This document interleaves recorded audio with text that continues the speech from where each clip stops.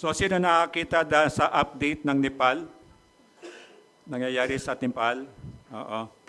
So meron tayong kasama dito sa simbahan nung nandun pa kami sa Gomez Mansion. Missionary ngayon sila sa Nepal. Si Jack, si Katz at saka si Kumar. Mga ano po ito, missionary Nepal, dalawang anak na nagsimula lang sa peaceful rally ng mga kabataan. Narinig ninyo? And then, ano yun? Yung mga kabataan, siyempre, yung kinabukasan nila, gusto nilang makakita ng pag-asa. Pero yung una pong rally nila, napatay 14 na kabataan. At sumunod na araw, nadagdagan, nasaktan ang buong bansa. Bakit sila nagrarally? Masyadong corruption ang Nepal po. At lalo na, takot ang mga missionary doon. Kaya nandun sila Katz, yung asawa niya taga Nepal. Pero yung ordinary missionary parang takot pumunta doon. At ang ginawa po nila in 2 to 3 days, nawa hindi mangyari sa atin. Sa galit ng mga tao, pinatay yung mga kabataan, wala naman silang pinaglalabang kundi yung kanilang kinabukasan. Wala silang makitang hope. Kasi nga sobra kung may corruption dito sa atin, mas grabe po sa kanila. At yun, ang ginawa nila, lahat ng citizen na, ano na po yun, pinagsusunog, parliament building, lahat ng building pinagsusunog, hinanap, alam nila ang bayan, ang bahay ng mga leader nila, mismong bahay ng leader na kurap ay sinunog ang bahay nila. Ayaw nating umabot sa ganun. Ang Korea the same recently, at I think last year, yung masama nilang leader, magdideclare siya ng martial law para makuha niyang kontrol. 2 oras lahat ng tao nandun at hindi nangyari yung magandang o masamang plano ng mga taong yon. Bakit kamo? Merong pong Diyos na namamagitan. Kahit anong sama mo, patitigilin ka ng Diyos. Na kaya yung lesson natin last week, tama na yung paglaban sa Diyos. Kasi someday, may hangganan yung pasensya ng Diyos, lalabanan tayo ng Diyos. So ito yung lesson natin noong nakaraan. So salamat sa Diyos sa series natin sa Book of Acts at sana matuto tayo ngayong araw na to. Yung last week, yung paglaban sa Diyos, ito yung akala lang natin na lumaban ka ngayon, hindi naman ako pinurusahan ng Diyos eh. Akala mo lang yon. Malinaw sa Bible, dililista niya yon. At pag naubos na yung pasensya niya, babalikan ka niya. Anong sabi niya? Lalabanan ka niya. At sino pwede lumaban sa Diyos? Wala. So ito yung napag-aralan natin last week. So nandun kasi yung kapangyarihan ng Diyos, hindi natin mako-question yan, kahit hindi ka maniwala, nandyan yan. Ang parusa ng Diyos, hindi niya tinatanggal yan. Bakit tayo pinaparusahan? Kasi mahal niya tayo. Akala ko ba mahal niya ako? Kasi nga ayaw niya magpatuloy tayo sa pagkakasala kasi ang kasunod nun, distraction, dead end yun. Hindi pwedeng mamunga ng mabuti ang isang kasamaan. Kaya ang parusa ng Diyos, kasunod talaga yan. At yung layo ng Diyos, layunin niya. Kahit ayaw mo, hindi ka man maniwala, gagawin pa rin ng Diyos yun. Ang mangyayari at the end of the day, ikaw ang lugi. Malamang naiwan ka sa rapture pa lang, naiwan ka na. So ngayong araw na to, tingnan natin yung paglaban sa Diyos di Satanas. So hindi naman kayang labanan ang Diyos kahit sino man, di ba? Pero dito matututunan natin ngayong umaga, hindi directly lalabanan ni Satanas ang Diyos kasi talo na si Satanas more than 2,000 years ago, tama? So ano na lang siya, nanggugulo, nanunukso, sinungaling siya, manluloko siya, camouflage, peke siya. Ito lang ginagawa niya. Pero dito tingnan natin ngayong umaga, paano niya nilalabanan ng Diyos? Sa pamamagitan po natin. Tayo yung guguluhin niya, tayo yung tutuksuin niya, tayo yung lulukuhin niya, para hindi mangyari yung magandang kalooban o plano ng Diyos sa atin.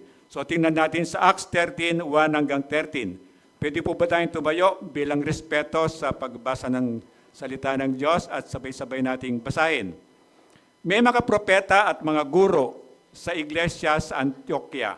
Kabilang dito sina Bernabe, Simeon na tinatawag ding maitim, Lucio na taga Cirene, Manaen na kababata ni Herodes na pinuno ng Galilea at si Saulo.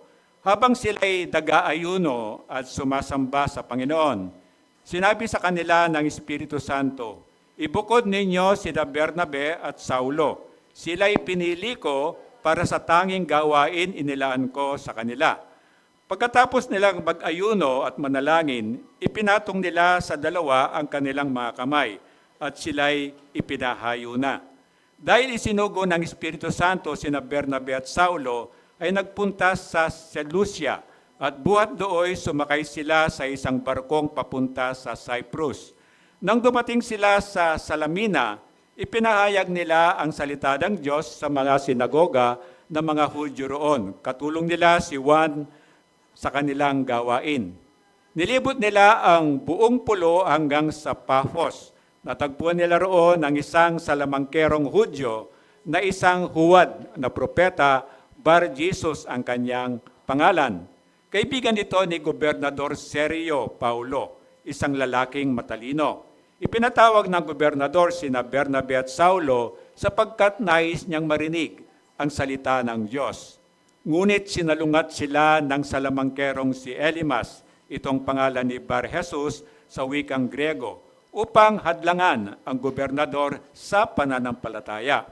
Si Saulo na tinawag ding Pablo na puspos ng Espiritu ay tumitig kay Elimas at nagsabi, "Ikaw na anak ng dyablo, kaaway ka ng lahat ng mabuti, puno ka ng pandaraya at kasamaan, hindi ka ba titigil sa pagbaluktot sa matuwid na landas ng Panginoon?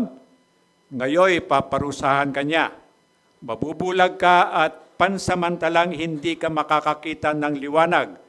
Noon di naramdaman ni Elimas na parang tinakpan ng maitim na ulap ang kanyang mga mata at siya'y naghanap ng taong aakay sa kanya.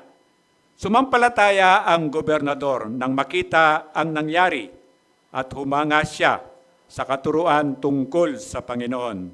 Mula sa Paphos, naglayag sina Pablo hanggang sa Perga. Sa Pampilya, humiwalay naman sa kanila si Juan at nagbalik sa Jerusalem. Amen. Ama, salamat po sa salita mo na iniwan mo po sa amin. At salamat po, binigyan mo po kami ng pandinig. Nawa, O Diyos, pati na po yung spiritual na tenga po namin ay buksan mo para marinig po namin ang mensahe mo ngayong umaga. Ganon din po yung spiritual na mata po namin. O Diyos, makita po namin ang katotohanan mula po sa iyong salita para po sa kabutihan po naming lahat. Samahan mo po kami, ingatan mo po kami. Ikaw po yung may task namin sa oras na to. Ito po yung dalangin ko, ito po yung dalangin namin sa pangalan ni Kristo. Amen and amen. Pwede po upo. So missions, ito yung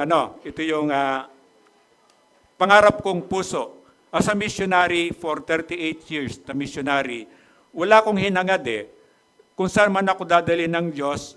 Ang inahangad ko, itong mga taong ito na nabahaginan ng salita ng Diyos ay maging missionary sila.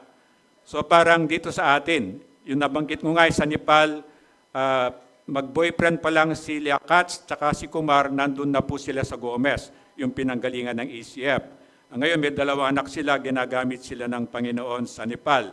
Yung natatanda nyo, nag-donate sa atin ng gitara, si Ben, ganun din. Mag-boyfriend, girlfriend pa lang sila ni Amy, nandun na sila sa Gomez. At ngayon po, ginagamit sila ng Diyos sa Amerika. Silang mag-asawa, may 2 o 3 anak nata, 2 o 3 anak, at sila po ang nagsimula ng CCF sa Baltimore.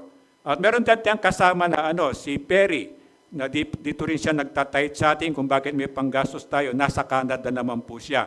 Kaya inaantay po nila yung live streaming na yan. Kapag hindi nila makuha, nagte-text sila sa akin, "Pastor, wala po ba kayong worship ngayon?" Kasi kahit nasa ibang bansa, take note, yung time zone po natin magkaiba, di ba? Gigising po sila ng alanganing oras para lang sumabay sila sa atin, 10:30 dito sa atin. Sa atin, purihin ng Diyos, napaka-komportable nating mag-worship dito. Kaya sana i-take advantage po natin. Huwag kayong lalabas na wala kayong nakuha na galing sa Panginoon. Tapos marami pa, yung mga bunga ng camp, yung sila Sally. Ngayon po ginagamit sila sa Korea, mga Korean citizen na sila, mga anak niya malalaki na, at nagmi-minister sila sa mga foreigners sa Korea.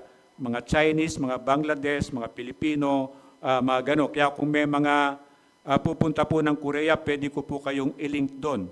Mga Kristiyano po ito na pwede nga magabayan sila o maturuan po sila. So marami pong ginagamit ang Panginoon sa atin kung saan lamang bansa. Ito rin yung trust ko dito. Kaya china-challenge ko itong young people, itong si Waki o pinagpipray na nila na makakuha sila ng passport. Si Diana meron natang passport.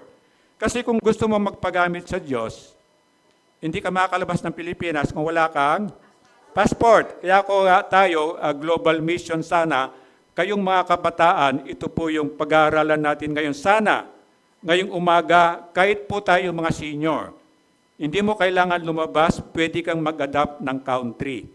Na halimbawa, nagustuhan mo imagine mo Israel kasama dito, kasi ibig sabihin, katotohanan ng Israel, marami pa pong hindi Kristiyano sa Israel. Pinag-aralan natin, kaya sila pinarusahan ng Diyos, matigas ang ulo nila, di ba? So, kailangan pa rin po ng missionary doon. Kaya lang, dito yung titingnan natin ngayong umaga. So, missions, ito sana yung hipuin ka ng Diyos kayon dito, kahit hindi ka alis ng Pilipinas, you can be part ng mission. Na we have, I think, more than 8 billion ang populations natin. And then, yung mamaya, titingnan natin yung 1040 window na sinasabi nila. Doon sa 1040 window po yun, dikit-dikit ang mga bansang yan. Dito yung mahigit kalahati ng 8 billion, hindi pa nakakarinig kay Jesus. At pag namatay yon, alam natin, pupunta siya ng hell. So kung ikaw ligtas ka, alam mo kung paano ka naligtas, sana hindi tayo maging selfish. Sana maalala natin yung mga nilalang ng Diyos. Yung sabi ng Diyos, ayaw kong isa man sa lahat ng taong nilalang ko ang mapahamak sa impyerno.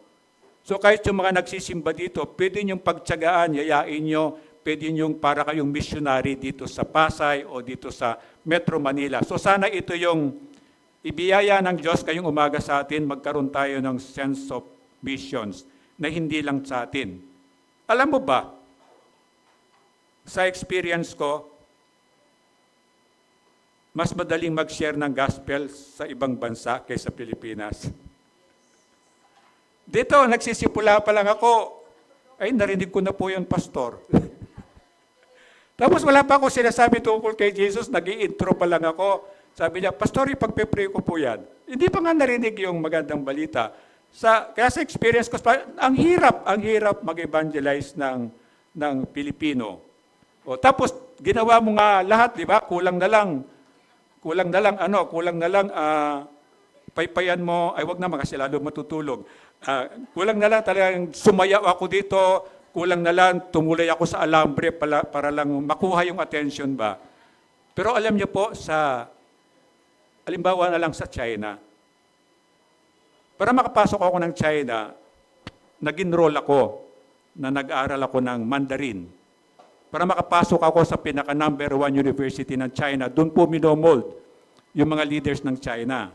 Siyempre, mga kaklase ko, mga 16, 17, 18 years old. Ako, mga 30 plus nata ako that time. Pero, delikado. Pag nahuli ako, pupugutan po ako ng ulo sa square. Alam ko yon. Pero I have to take the risk. Bakit? Sabi ng isang missionary nila na naging Kristiyano, namamatay ang kababayan ko without Jesus and they are going to hell. Punta po kayo sa bansa namin. At sabi ko kay God, ipadala mo po ako. Pero doon, pag nag-share ka ng gospel, delikado. Kasi ang nirerespeto nila si Mao Zedong during my time doon. Mao Zedong doon. Makita mo sa mga kanto-kanto na doon ang rebulto ni Mao Zedong, talagang dino-Diyos nila. And every communist, isang pangako niya para maging member ka ng communist, pipirmahan mo talaga na hindi ka sasamba sa anumang Diyos. So doon pa lang bawal talaga yung gagawin ko. Pero ang ginagamit ko yung tinatawag na friendship evangelism. Matagal pong proseso yon na hindi ka pwede magsabi ka agad ng Jesus. Lagot ka. Napaka-intelligent po ng China. Doon sa dorm namin parang hotel. Pero mahirap ang China before. Para impression ba? Magandang impression. Dorm ng mga foreign student, kala mo hotel. Pero daw, lahat yan nakabagyan. Nakabagyan o hindi pa masyadong CCTV pero naririnig ka sa sa pinag-uusapan nyo. Kaya kapag naglalakad ako, kamukha ako mga Kristiyano, malamig so may jacket ako, meron po akong playing cards. So pag may nakita akong PSG, ano na yan? Kunwari naglalaro kami ng cards. Parang ganon. Never bow down o close your eyes kapag nagpipray ka. Pag nahalata kang Kristiyano, lagot ka. But what I'm saying, itong nasyaran ko ng gospel ng matagal bago ka magtiwala. Matagal bago kumawin yung trust niya, nasasabihin ko sa kanya, Kristiyano ako. Siya sasabihin niya, leader siya ng Mao Zedong Student Council. So lagot ka. Pero nagkaroon ng trust na ganun, doon ko ipapanood sa kanya ang Jesus film. Have you seen the Jesus film? Sino nakita ng Jesus film? So yun, papanood ko yung Jesus film sa kanila, nakadub in Mandarin. Pero alam mo, ang gusto ko ikwento sa inyo, ating gabi, kukontakin po ako sa dorm ko niyan. Hindi siya makatulog. Ang Chinese name ko, I see, totoo ba yun? Totoo ba yun na gumagawa ng miracle si Yeshua? Yun eh. Bakit kamo? Ito yung mga tao. Ito yung mga tao, pag tinignan ng Diyos yung puso nila, parang naghahanap sila ng Diyos o gusto nilang sambahin ng Diyos. Hindi lang nila alam. So, kailangan mo lang silang turuan. So, sana ito yung, sa Pilipinas, sana ito yun eh. Sana ito yun, pang magkaroon tayo ng respeto sa Diyos, pagmamahal sa Diyos. Kung mahal mo ang Panginoon, may takot ka sa Kanya, hindi ka mangungurakot, tama? Hindi ka magsisinungaling. Hindi kayo nagtataka.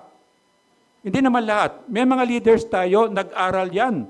Mga galing sa Buena de Familia yan, di ba? Mga professional yan, magagaling yan. May mga nag-aral pa ng ibang bansa ang mga yan, nag-Harvard ang mga yan, di ba? Yung iba.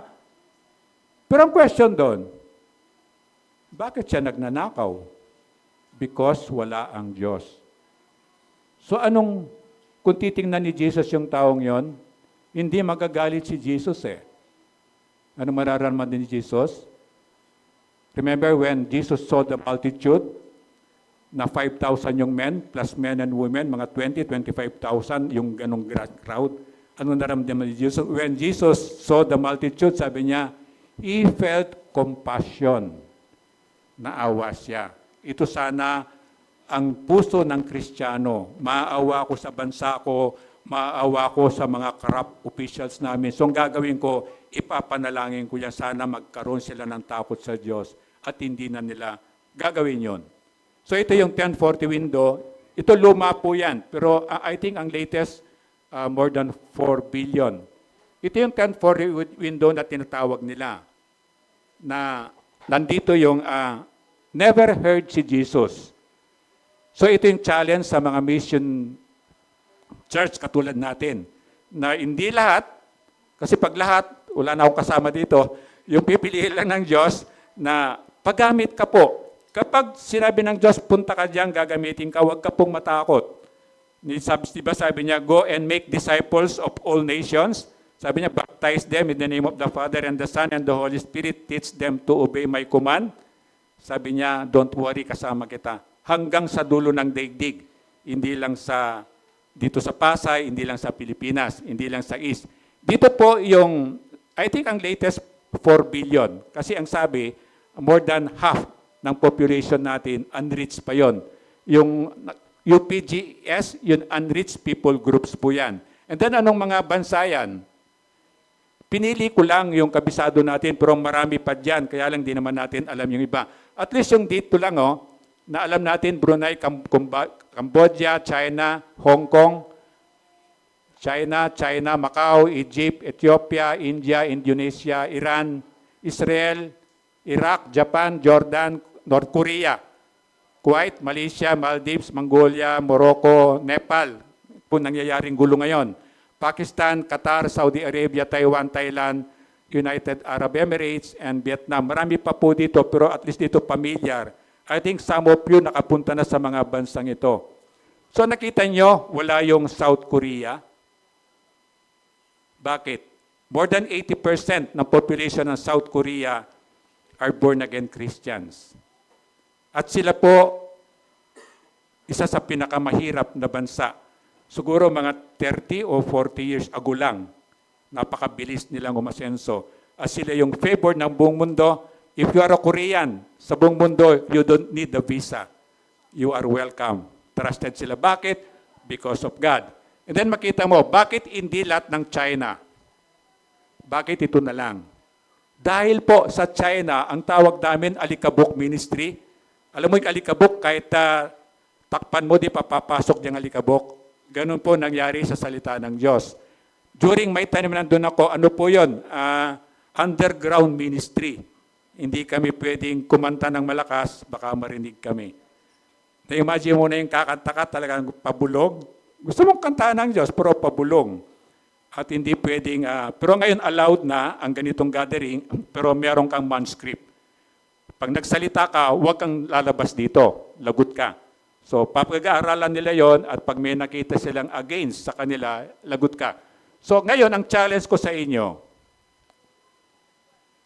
huwag kang pipili. O pwede ka sigurong pumili kung gusto mo. At least mag-adapt ka ng isang country. Kung talagang pinili ka ng Diyos, He would send you. Itong youth natin, pinagpipray ko na maka-attend sila ng, there is a world camp every year sa Busan, Korea. At pangarap ko na nung araw, ito dapat ang gusto kong, kaso mag-isa siya, si Jamaica, during the time of Jeff. Sabi ko, hindi pa niya kaya, masyado pa siyang bata.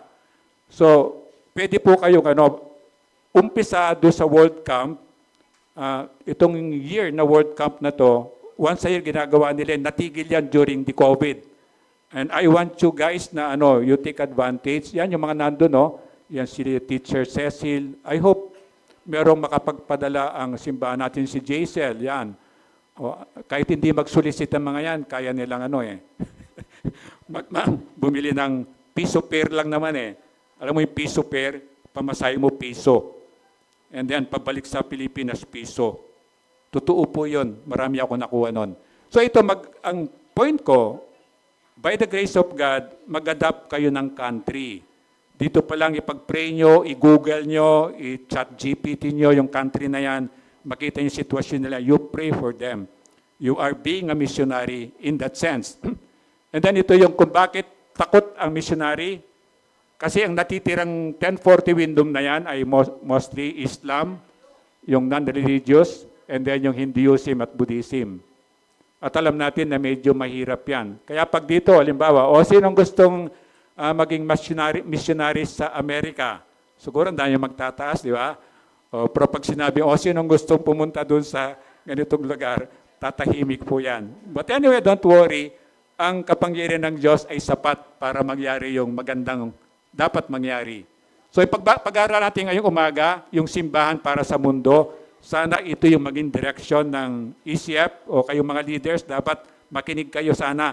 Ito yung maging direksyon natin. Kahit na maliit lang siya, parang missionary sending company tayo or church tayo.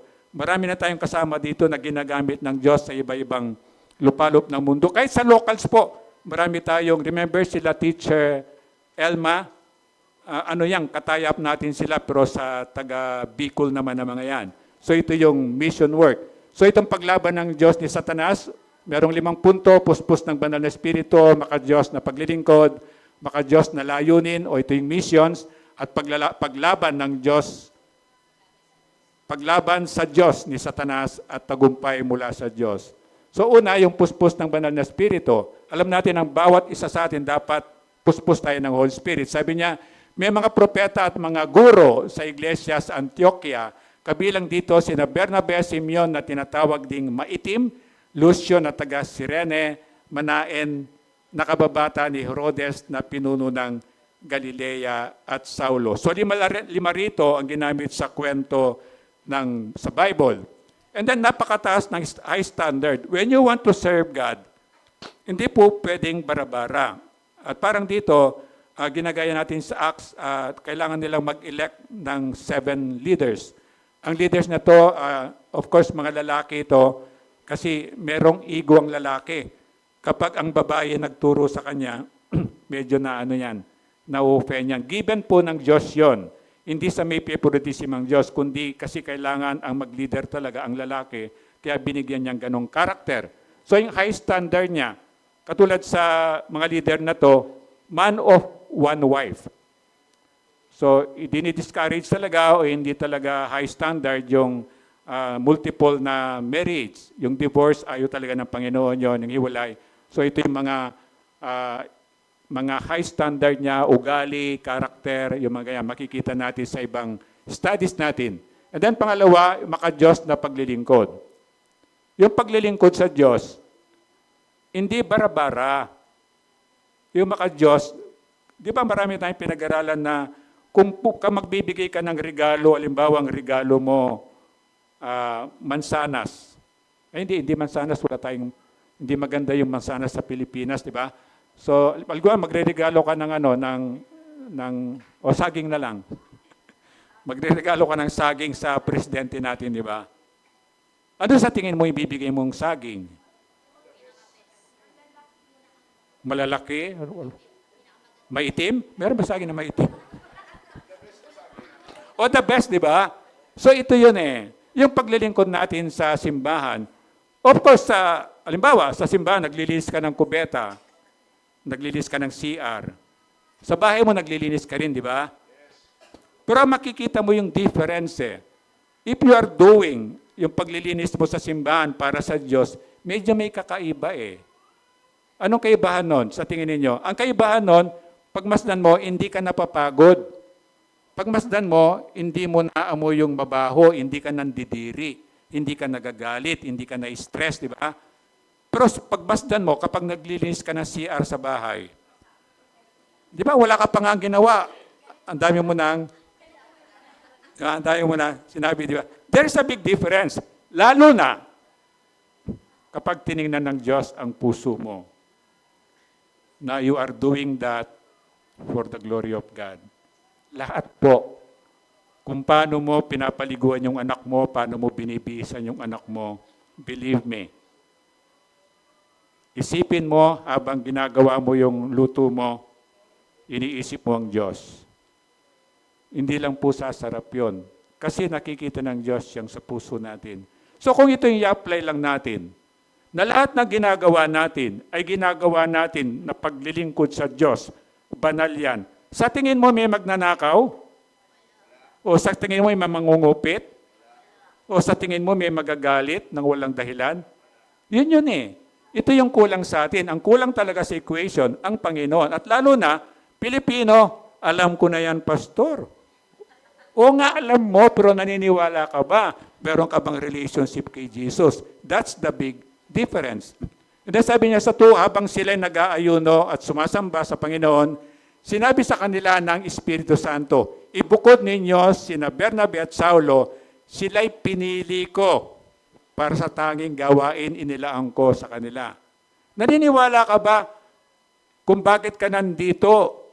95%, sabihin mo na lang conservative, 95% pinili ka ng Diyos. Naniniwala ka ba?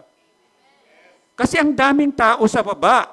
Ang daming tao kahit nandito sa barangay natin.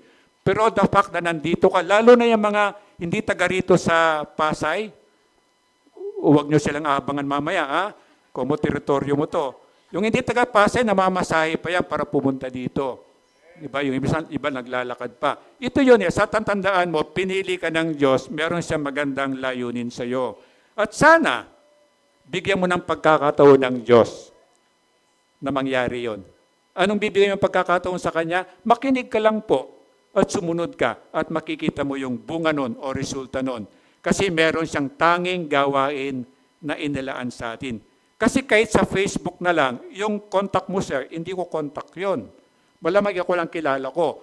Pero yung kilala mo, ang dami nun. Di ba? Yung iba sa inyo, may mga 2,000 na 2,000 na friends, di ba? Hindi kilala ng isa yon. So, doon ka gagamitin ng Panginoon. So maglingkod sa Diyos, ang paglilingkod na ito, ang pinaka-importante, kinakalat yung salita ng Diyos. Meron ka nang alam, di ba? Kahit ngayon lang, kahit na, sinong first timer ngayon? Yung first time dito na nag-worship? Wala. Nandun sila sa rally? tayo, mamaya pwede tayo sumunod pag walang ulan. So naglilingkod ito, maglingkod sa Diyos yung pagkakalat ng salita niya, kahit may konti ka lang natutunan. And I'm sure kung talaga makikinig ka, meron kang matututunan today. At ito pwede mong ibahagi. Siyempre, unahin mo yung mga mahal mo sa buhay. At tapos itong pag-aayuno at pananalangin, karakter ito. Yung pag-aayuno, hindi naman masama yung hindi naman masama yung in-schedule mo siya. Parang ako, in-schedule ko yung fasting ko. Nag-dinner ako ng 6 p.m. Ang breakfast ko, dapat mga 9. Kanina na-late, kaya nahihilo na ako kanina eh. Hindi ko kaya yung 16 hours. Ang kaya kong mag-fasting, 15 hours, sipa ko doon. Pag umabot akong 16 hours, nahihilo na ako doon. Pero hindi masama yon. Pero ang pinakamagandang fasting, yung nagdadasal ka, hindi mo na napansin, lumipas na paling time, ito po yon. Ito yung spiritual fasting na ang Diyos ang may kagagawan. Kasi para sa kabutihan natin. Kung minsan naglalingkod ka, di ba? Kung minsan kahit hindi sa church, di ba, yung mga nag-o-office sa inyo, o nag-aaral ng leksyon, o hindi kasama yung naliligaw, kasi naliligaw talaga, hindi mo tinitingnan yung oras, di ba? So, hindi kasama yon. Yung may ginagawa ka, di ba? Tapos hindi mo napapansin na past na pala yung meal time at nakalimutan mo. Ito po yung fasting, lalo na kapag paglilingkod sa Diyos, ito yung spiritual fasting na mas maganda. Of course, pananalangin. Alam na natin yan. Anong ibinibigay ko sa Diyos? Ito yung kayo sana itanong mo. Tanong mo sa sarili mo, anong ibinibigay ko kaya sa Diyos? Ako parati kong tinatanong to eh. At kapag tinanong ko sa sarili ko, anong binigay ko sa Diyos? Susundan ko ng tanong yon. Anong klase yung binigay ko? Is that my best? O ano lang, tira-tira lang? O wala lang akong magawa? Ito yun eh. Nakaisip ka na? O, tanongin mo katabi mo ikaw, anong binibigay mo? So ito yun eh. We have all opportunity to serve God. Ang dami nating reason para magpasalamat sa Diyos, di ba? And then yung Pilipino, magandang karakter natin, yung marunong tumanaw ng utang na loob. Pero pagdating sa inaalala yung utang, ayaw. Yung loob, okay lang yung pastor. Ay, parati ko po tatay utang na loob. Eh, yung utang mo, biniiba na yung topic, di ba? So, ito yun. Sabi, anong binibigay natin sa Diyos? And then sundan mo, anong klase ang binibigay mo sa Diyos? Lahat ng ginagawa ko ay para sa Diyos. Sana dumating tayo sa ganito. Na lahat ng ginagawa ko ay para sa Diyos. Pag ginagawa mo sa anak mo, sa asawa mo, sa pamilya mo, sa simbahan, sa kapwa mo, sa gobyerno, sa barangay mo, ang dami po niyan. At sana, pag sinama mo ang Diyos, you see to it na the best po yung ibibigay nyo. Automatic yun. Automatic yun. Na kapag pinlano mo, ang gagawin mo ay para sa Diyos. At pangatlo, yung maka-Diyos na layo nitong mission nga. Ito sa simbahan natin, puro turo. Yung iba nasa ibang simbahan, okay lang yon. Kung sa iba ka doon ka lalago, okay lang yon. Pero alam natin, yung mga natutunan nila rito, nagagamit din po nila yon. Kahit sa inyo. Kasi, di ba merong bago ngayon na wala na daw forever? Pero sa Jesus meron pa. Meron pang forever kay Jesus. Pero sa mundo, wala na forever, di ba? So mission natin, ito yon na sana na tayo, siyempre gusto ko nandito ko kayo, pero gusto ko ilan sa inyo tawagin ng Diyos maging missionary sa mga lugar na hindi pa nila naririnig si Jesus. O kayo, maging missionary kayo dito, mag-adapt kayo ng bansa, ipanalangin nyo yung mga tao doon. O yung mga missionary doon, maging prayer partner kayo. Kaya sa Nepal, prayer partner ko sila. Kaya yung hindi lumalabas sa news, nasesend sa prayer partner. So napapanalangin mo po yun. Napaka-importante nun. So sa verse 2, yung last part, sabi niya, sila pinili ko para sa tanging gawaing inilaan ko sa kanila. Pinili ng Diyos yung mga nasa ministry na. Ulitin ko po pinili ng Diyos yung mga nasa ministry na. Hindi niya nakikita yung iba sa atin. Kung silang nandun, halos lahat sila nang gumagawa. Hindi ka po tatawagin ng Diyos kung hindi ka pa ready kasi understanding ang Panginoon, di ba? Pero ako nakikita ko yun eh. Yung may mga lalapit na huwag niyo gagawin mamaya Example lang.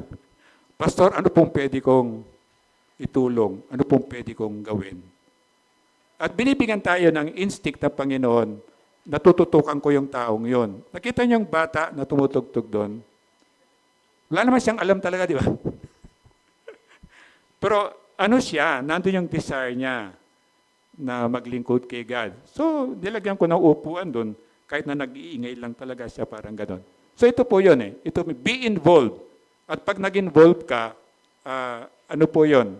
Doon magsisimula ang Panginoon. At ang pastor, parang ako, nag-involve ka, nakikita ko yung pinakapangunahing gifting mo na kung dito ka later on, ina-align ka dito. Parang si Howell. Ito, ang gusto nito, drums eh. Parang si Liit, gusto niya drums eh. Pero sabi ko sa kanya, hindi ka pwede mag-drums na hindi mo alam yung kanta. And then, narinig ko yung boses niya, maganda. Alam niyo po yung tatay niya kung sino? Yung nag-compose ng yung violet na manok. Ay, ano yan? Pulang manok. Pulang manok pala. Yung pulang manok. Kaya sabi ko, may pinagmanahan, maganda pa rin ang boses yung tatay mo, kahong ganon. Kaya ito yung, nakita nyo, nandun na siya. Pero mamaya, siya yung tutugtog doon sa isang kakantahin natin, siya yung magda-drums. So ito po yun, be involved. Ngayon, kapag responsible ka, mapagkakatiwalaan ka, daragdagan ng Diyos yun. And then, hindi naman, matuto ka rin magsabi ng no, kasi hindi mo na kaya.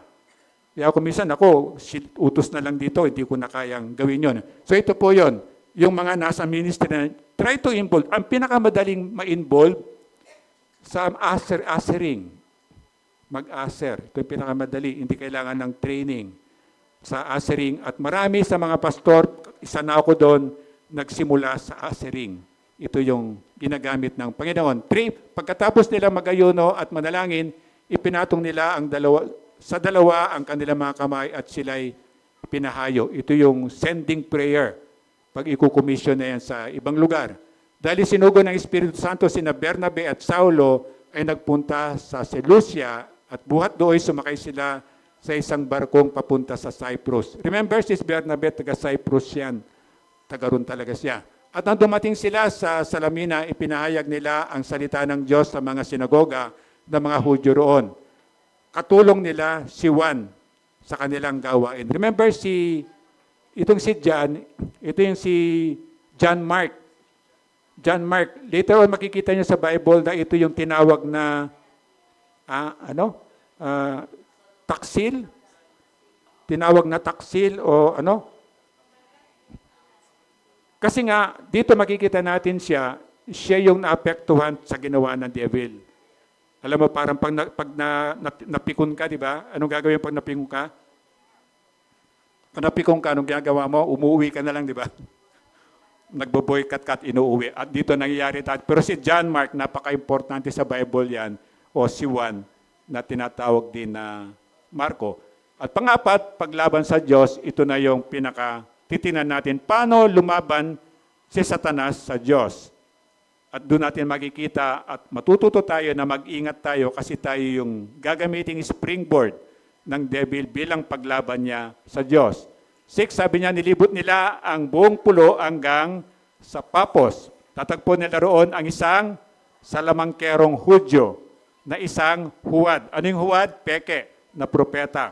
Bar Jesus ang kanyang pangalan. And then kaibigan nito yung Bar Jesus, ang ibig sabihin niyan, nandun naman yung son of salvation. Pero makita mo, peki siya. And then kaibigan nito ni Gobernador Sergio Paulo, isang lalaking matalino. Ipinatawag ng gobernador sina Bernabe at Saulo sapagkat nais niyang marinig ang salita ng Diyos. Remember yung lesson natin, inahanda ng Diyos yung magpapahayag at inahanda rin ng Diyos yung tatanggap ng pahayag. So parang dito sa atin, inahanda ako ng Diyos para may pahayag ko yung katotohanan tungkol sa Diyos at meron sa inyo na inihanda talaga ng Diyos. At ito, kaibigan, kapag ito naramdaman mo, seryosohin mo po. Kasi ibig sabihin, Remember, ang ministry natin, invitation, kahit saan po, puro ganon, invite. Siyempre, pag na-enjoy mo rito, invite mo yung kaibigan mo, mahal mo sa buhay. Pero sa statistics, yung in-invite natin, kung napapansin nyo, ang dami nating bag every Sunday, hindi man tayo napupuno. Diba? Kasi ang katunayan, hindi natin alam kung sino yung pinili ng Diyos, di ba? Pero sa mga inimbita sa simbahan, alam mo bang statistics nila, only 5% ang maniniwala doon. Kaya lang di natin alam kung sino yun. Kaya invite lang tayo ng invite. Hindi tayo titigil sa ganon. Kung nakapag-invite ka ng 100, 5 lang po talaga doon ang magiging maniniwala kay Jesus. So again, hindi tayo madi-discourage kasi lahat gusto ng Diyos na makarinig na salita ng Diyos. So invite ka lang ng invite. It's a beautiful ministry. Kasi sabi niya, gustong marinig ang salita ng Diyos. At dito sa mga in-invite mo, meron nang inihanda ang Diyos doon. At makita mo yan, babalik hanggang sa naging Christian na talaga, naging member na talaga niyang Christianity. And then, okay lang ba kay Satanas yung mag-invite ka? Of course, hindi. Okay lang bang Satanas na maniniwala kay Jesus? Hindi. Okay lang ba na maging Kristiyano ka talaga? Hindi. Okay lang ba na magpabautismo ka niyan? Ayaw ni Satanas yun. Lahat ng gagawin mong maka-Diyos, lahat ng gagawin mong mabuti para sa iyo, ikalulugod ng Diyos, harangan po ni Satanas yun. So maging maingat ka. Alam na natin, pinag-aralan natin, kung tunay na Kristiyano ka, expect mo na persecution will follow. Merong lalaban sa iyo. Gawa po ni Satanas yun. And then 8, sabi niya, sinalungat sila ng salamangkerong si Elimas, itong si Bar Jesus. Itong pangalan ni Bar Jesus sa wikang Grego. Ang kalulang pangalan niya, Son of Salvation. Imagine, upang hadlangan ang gobernador sa pananampalataya. Kahit sa iyo, kaibigan, naniwala ka na sana, pero paglabas mo, pag hindi ka naganda, merong planong demonyo sa iyo. Hindi lang parang tiyani, tatanggalin niya sa isip mo lahat ng narinig mong mabuti o maganda tungkol kay God. Makakarinig ka ng mga bagay na madi-discourage ka. Pero, kung talagang pinili ka ng Diyos, someday, babalik ka pa rin. Kasi meron talagang pinili ang Diyos. Ngayon, pag hindi ka pinili, anong gagawin ko? Kulitin ko ang Panginoon. Naririnig mo, di ba? Naririnig mo siya. Nandito ka eh. Hindi aksidente, nandito ka eh. So, pwede mo siyang kulitin. Sabi ng Diyos, pagbigyan mo na yan. Ano ito? Merong will si God. Merong sovereign will. Itong sovereign will niya, ito yung pinakamaganda na gusto natin makuha. Pero meron siyang permissive will. Alam mo, kinukulit-kulit mo siya, parang magulang, di ba? Sige na nga, bigay mo na nga yan para tumigil. Ito po yung permissive will. Pero do not settle for permissive will. Hingin mo yung sovereign will ng Panginoon. Panginoon, kung ano po ang kalooban mo sa akin, ito po yung yayakapin ko. Gusto mo tall, dark, and handsome. Pero gusto ng Diyos pala, tall, white, and handsome, di ba? So, gusto ng Diyos to, ito po. Bakit? Kasi alam mo, naniniwala ka, God knows what is best for you. Ito yung pagtitiwala na inaantay ng Diyos sa ating lahat. Kaya sabi niya, may ahad lang, pero huwag kang papayag. Sabi ng mga foreign kaibigan ko, foreigners na kaibigan ko, siyempre nakikita ko sa kanila, progressive sila. Tapos tanong ako, ano ginawa nyo? Dati kami lang ang nagbibigay ng bigas sa inyo eh. Sa Korea, tayo nagbibigay ng bigas. Pag may gera, pinapadala yung mga sundalo natin dito. Kaya makita mo yung sa mga monumento ron, nakasulat doon, sila Fidel Ramos, na mga ordinary soldier lang sila. Pag tinanong mo sa kanila, ano yung sekreto nyo? Diyos lang. Diyos lang talaga. Naniwala kami sa Diyos. Hindi pa sila marunong mag-English, so kailangan nilang i-translate yung sinasabi ng mga missionary doon. Next Sunday, Korean yung speaker natin. Sana maintindihan natin yung sasabihin niya. By the grace ng Panginoon. So ito yon, sabi niya, may ahad lang. Antayin mo na yan. Then Ephesians 6:12, sabayan niyo ako. Sapagkat hindi kayo nakikipaglaban sa mga tao, kundi sa mga pinuno, sa mga makapangyarihan, sa mga tagapamahala ng kadilimang umiiral sa sanlibutan ito, sa mga hukbong espiritual ng kasamaan sa impapawid. Ito yung kinakalaban natin. Ano to? Mga demonyo. Mga demonyo, demonyita, demonyito, anong mga tawag mo sa kanila. Kaya nga, tinuturo sa mga bata kapag gabi na, never get out of the streets. Kasi ito na yung gabi ng kadiliman. Paggabi ng paggabi, lalo na pag 12 midnight niya, kung bakit meron tayong prayer warrior, ang devil's worship starts at 12 midnight hanggang 3 a.m. po yun. So meron sa atin na tinatawag ng Diyos na maging prayer warrior. Anong ginagawa ng Diyos sa iyo? Prayer warrior ka, gigisingin ka niyang alas 3. Hindi ka makakatulog hanggat hindi ka nagpipray.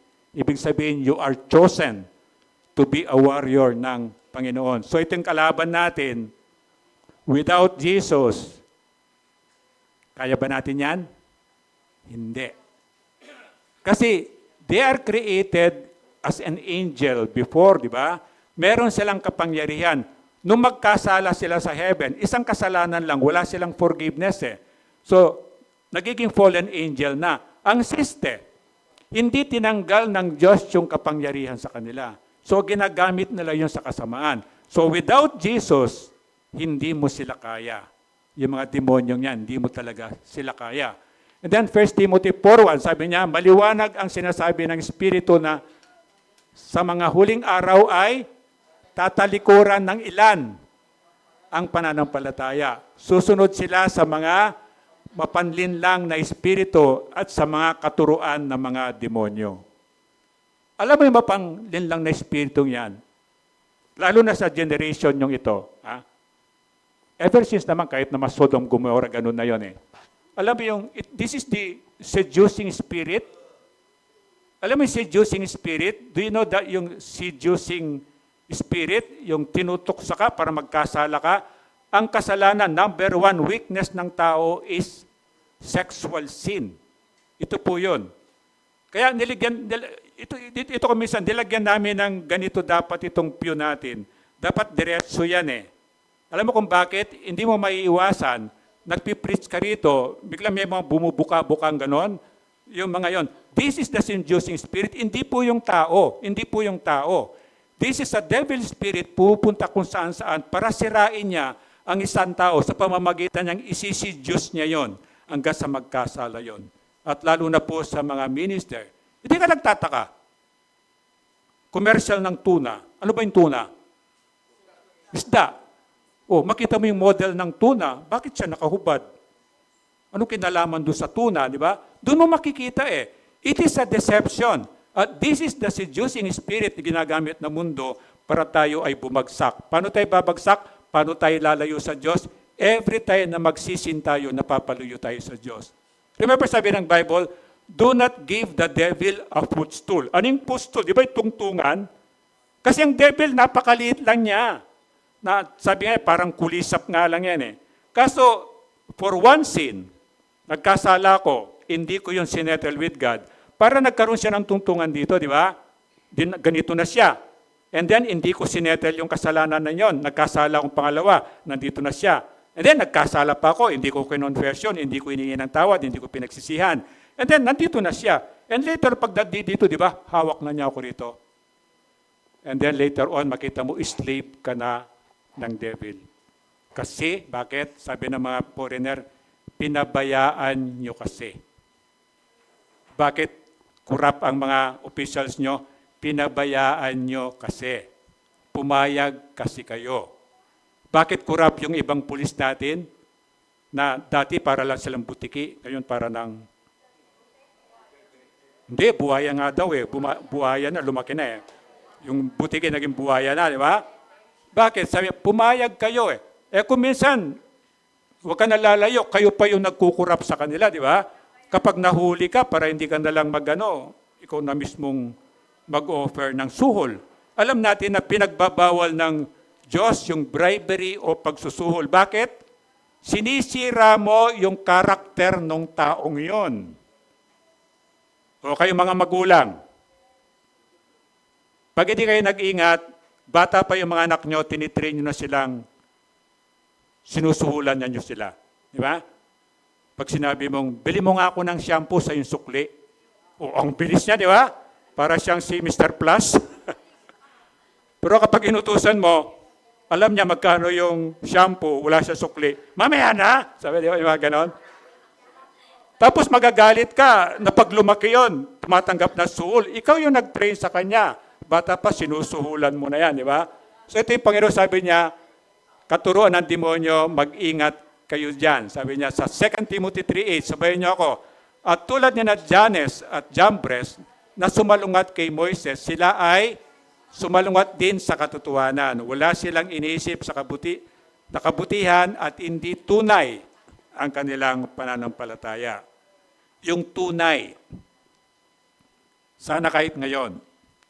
Ako hindi ko makikita yon. Ang makikita lang ang Diyos tsaka ikaw. Ikaw lang ang nakakalam nun. It's between you and God. Tunay ba yung pananampalataya mo kay Jesus? Tunay ba yung paniniwala mo? At makikita mo po yon, sabi niya, sa bunga o sa gawa mo later on. Anong bunga? Eh, yung dati kang, yung pagmumura mo, kala mo popcorn. Nawawala po yun, nababawasan, di ba? Na kung minsan nagpa-practice ka, di ba? Poo! Sukoy, dumudugo, gano'n na, di ba? Pero at least nagko-control ka, later on po mawawala yun. Believe me, later on mawawala yun. Na paggalit ka na kasi meron kang self-control na. Kasi sabi niya, tunay na pananampalataya, ang Diyos ang nakakita noon. At sana itong pagsumikapan natin. Na kaya ngayong prayer, Panginoon, saliksikin mo po yung puso ko. Kung may nakikita ko pong hindi maganda sa doon, pwede po bang ipakita mo sa akin, tulungan mo po ako mabago ko. A simple prayer, pero very powerful prayer. And then si Saulo, na tinatawag ring Pablo, na puspos ng Espiritu Santo, ay tumitig kay Elimas. Yung eye to eye. Kukurap ka naman, eye to eye, pero kumukurap. Yung eye to eye, di ba? Of course, puspos ng tinitingnan ko si Kuya Joel, di raw niya ako makita. Ina-eye to eye ko nga kita. Puspos ng Espiritu Santo, alam na natin, di ba? Ano ibig sabihin na you are filled with the Holy Spirit? Hindi mo na sinusunod yung sarili mo. Ang sinisunod mo yung gusto ng Diyos. Ito po yun. So umaga pa lang, pagising mo pa lang, Panginoon, ano po yung gusto mong gawin ko? Yung gusto mo, alam mo, di ba? Pero yung gusto ng Diyos, ano pong gusto mong... O sabi doon, Pastor, sabihin mo, pagising mo sa umaga, you make up your bed. Sabi doon, no? Kahapon pa sinasabi yun, eh. So, isa sa mga Kristiyanong karakter o maganda ugali, pag tumayo ka sa bed mo, you make up your bed. Isa pong magandang discipline yun. Turo nyo sa mga anak nyo, turo nyo sa asawa nyo, it's a beautiful, makikita mo yung pagmomold ng karakter. Ito yung magandang Christ-likeness. And then 10, at nagsabi, ikaw, na anak ng dyablo. Tama? Oh, kasi ikaw na anak ng dyablo. Hindi ganoon. Ipakita mo yung mali, di ba? Ikaw na anak ng dyablo, kaaway ka ng lahat ng mabuti. Puno ka ng pandaraya at kasamaan. Hindi ka ba titigil sa pagbaluktot sa matuwid na landas ng Panginoon? Alagad ka ng Diyos. Kailangan ganito. Of course, titiyempo mo pa rin na parang si Jesus, di ba? Sinasabi niya katotohanan. Pero alam niya in the event kung saan siya dadaan, di ba? So pag sinabi mo yung ganito, titingnan ka muna. Pag comes to worse, saan ako tatakbo? God will protect you. Pero you have to have the wisdom. Paano mo pangangalagaan ang sarili mo para patuloy kang magamit ng Panginoon. And then panghuli natin, of course, with God, sigurado yung tagumpay. At ang tagumpay na ito ay mula sa Diyos. So ito yung dito tayo very sensitive or prone. Na of course, tutulungan tayo ng Diyos magtatagumpay, pero ang nangyayari, kinukuha natin yung credit. So remember, sabi ng Diyos, hindi niya isi-share ang kanyang kaluwalhatian to anyone. Ulitin ko yung glory ng Diyos, hindi niya isi-share kanino man sa atin, kahit gaano kaliit yun. So ibig sabihin, nagtagumpay ka, huwag mong tatanggalin sa equation ng Panginoon dahil lamang po sa Panginoon. Panginoon, salamat po. Itong tagumpay ko, it is because of you. Parating ganun, ito po yung kinalulugdan ng Diyos. 11, ngayon paparusahan ka niya. Mabubulag ka at pansamantalang hindi ka makakita ng liwanag.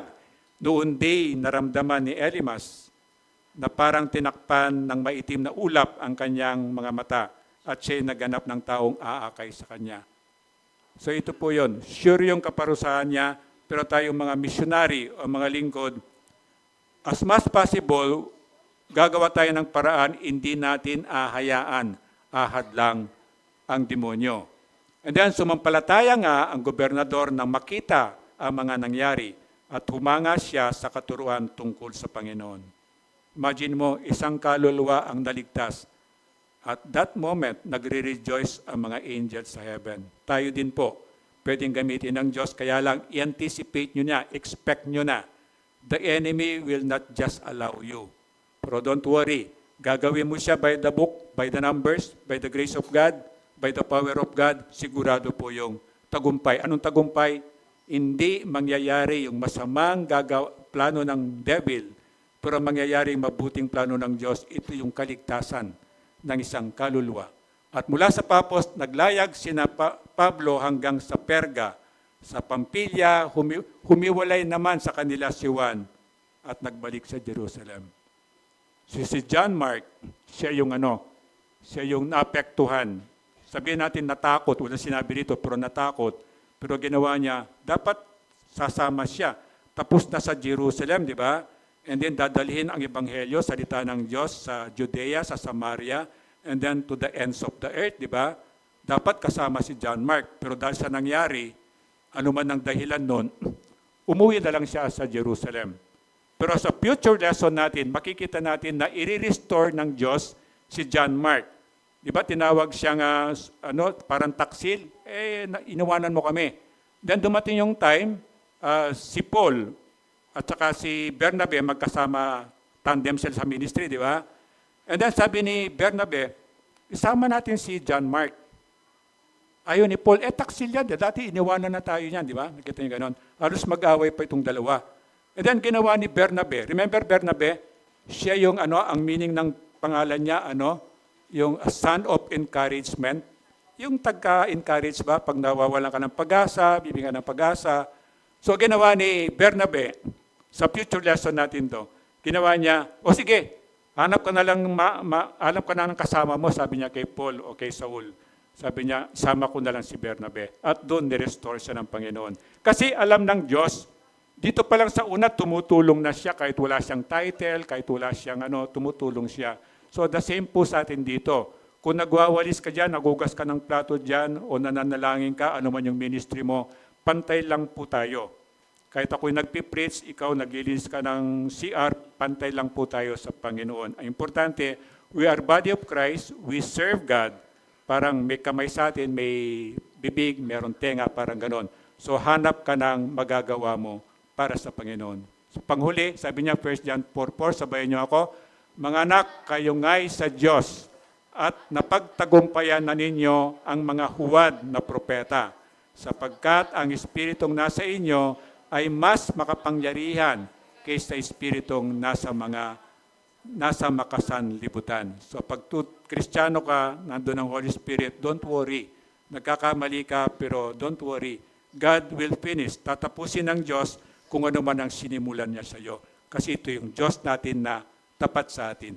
So again, sana may natutunan tayo na ang simbahan natin sa ISIEP, sana ay para sa mundo, hindi lang para sa Pasay, kundi yung paglaban ng Diyos, na may natutunan tayo na puspos ng banal na Espiritu, yung maka-Diyos na paglilingkod, ay sa buhay natin yan. Kahit hindi pag Sunday, yung maka-Diyos na layunin, maging missionary church tayo o missionary individual tayo.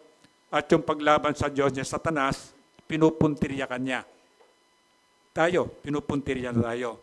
And then, huwag ka mag-alala, sigurado yung tagumpay dahil sa biyaya ng Panginoon. Tayo po tumayo para sa benediksyon.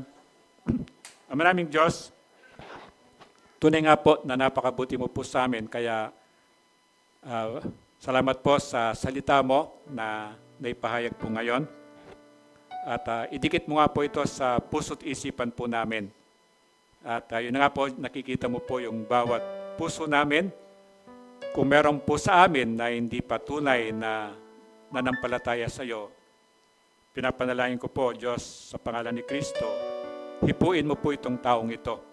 At maniwala po siya sa iyo. At sa simula ng paniniwala, ipapakita mo po yung pagka-Diyos mo po sa Kanya. At salamat po, Diyos, sa lesson namin na sana kami lahat ay magkaroon po kami ng puso na yung kailangan sa mission field po, na marami pa pong mahigit kalahati ng population ng buong mundo ay hindi pa po nakarinig. Na gamitin mo po ayon sa iyong kagustuhan, ilan po sa amin o kaming lahat, pwede po namin ipag-pray itong mga areas na to na sa ngayon ay marami po sa kanila ay sarado para sa Ebanghelyo.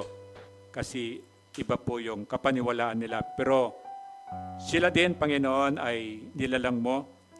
Malinaw ang sabi mo, ayaw mong isa man sa kanila ang mapahamak sa impyerno. At binigyan mo po sa amin ang susi. At binigyan mo po sa amin ang katotohanan. Nawa, O Diyos, sipuin mo ang bawat puso po namin na mahabag po kami sa kanila. Naturuan mo po kami ano po yung pwede namin gawin para maging parte po kami na ma-evangelize po ang buong mundo sa simpleng pamamaraan po ayon sa biyaya mo. Kaya salamat po, Diyos, sa pagkakataon din na ma-observe po namin yung Holy Communion na pinagbilin mo po sa amin, na parati po naming alalahanin kung paano mo po binayaran ang aming mga kasalanan. Tingnan mo nga po, O Diyos, yung puso po namin, at kung meron ka nakikitang sagabal dito, kasalanan o yung puso namin na karumihan ng pagkainggit, pagsiselos, pagmamalaki, pagmamataas, Panginoon, ngayon mismo tulungan mo po kami na bago kami mag-communion ay maayos po namin to. Ito po yung dalangin ko, ito po yung dalangin namin sa pangalan ni Kristo. Amen. Pwede pong umupo.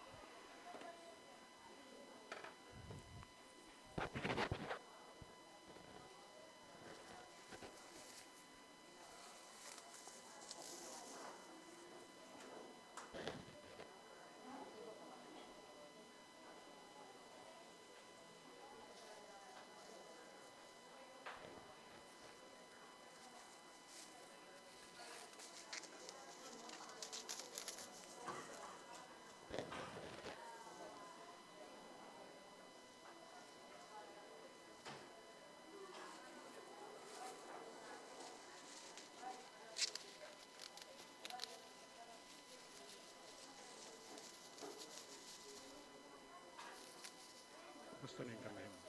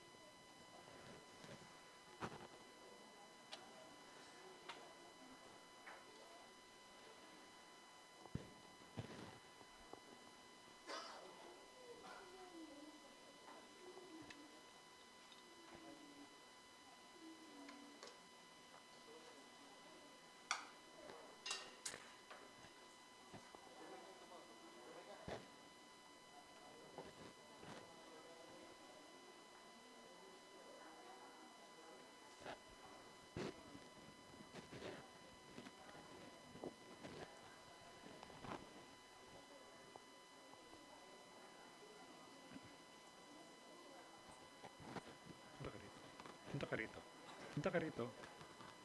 Gusto mo mag-communion? Hindi, para maintindihan mo lang yung yung tinapay, simbolo ng katawan ni Kristo yon. Ah, oo. Tapos ginagawa natin yun. Naniniwala tayo kaya siya pinatay sa cross dahil sa kasalanan mo, kasalanan ko. Tapos ang bilin niya, habang inantay natin siya, gagawin natin yun, dalawa, alalahanin natin kung paano niya binayaran kasalanan natin. Tapos pangalawa, dapat malinis ang puso natin. Kung ano man yung kasalanan natin, pwede natin hingin ng tawad bago tayo mag-communion. So bibigyan ka ng tinapay ng juice, tapos sabay-sabay tayo. Susunod ka lang sa akin. Ha? Pakibigyan mo. Oh.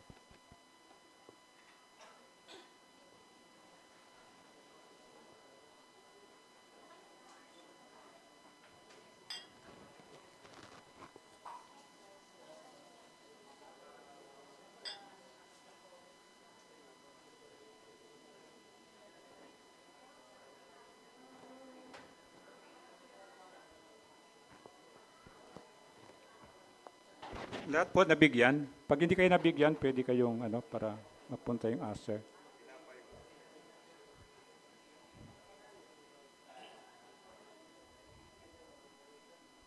Ito kayo, Joel. Ito.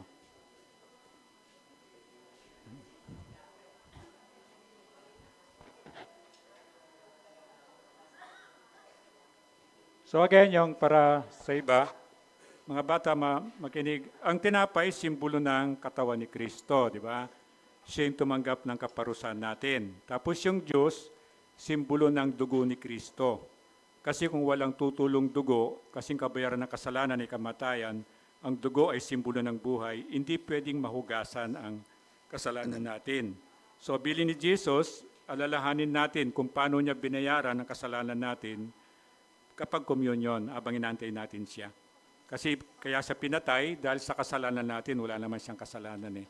So ito yung importance ng Holy Communion. At meron siyang babala na malinis ang puso mo pag nagko-communion ka. Kasi meron siyang kaparusahan, ito ay karamdaman. So bago ka mag-communion, hingi ng tawad. Yung mga kasalanan hindi pa nahingi ng tawad.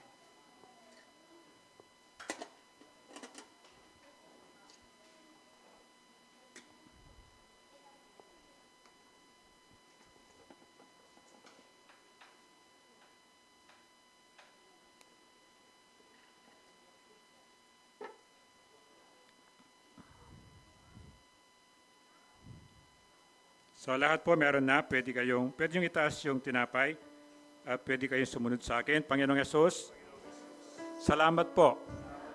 Dahil mahal mo po ako, ikaw po yung tumanggap ng lahat ng kaparusahan ng aking mga kasalanan.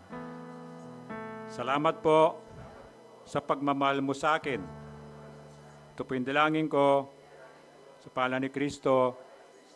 Amen. Ngunguyain po siya.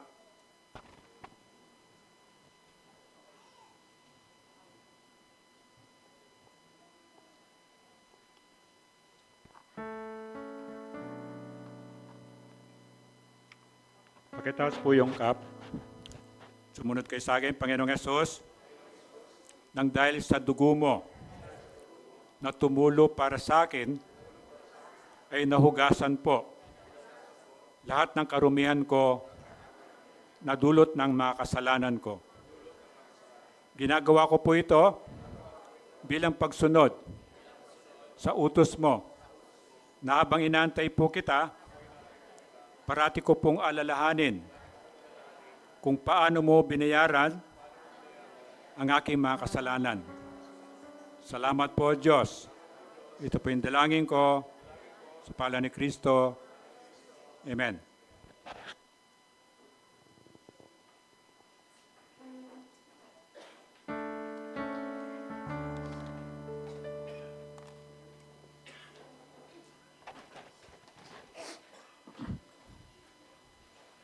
So sabi niya sa Malakay 3:10, dalhin ninyo ng buong buo ang inyong mga ikasampung bahagi sa tahanan ng Diyos upang matugunan ang pangangailangan sa aking tahanan. Subukin ninyo ako sa bagay na ito kung hindi ko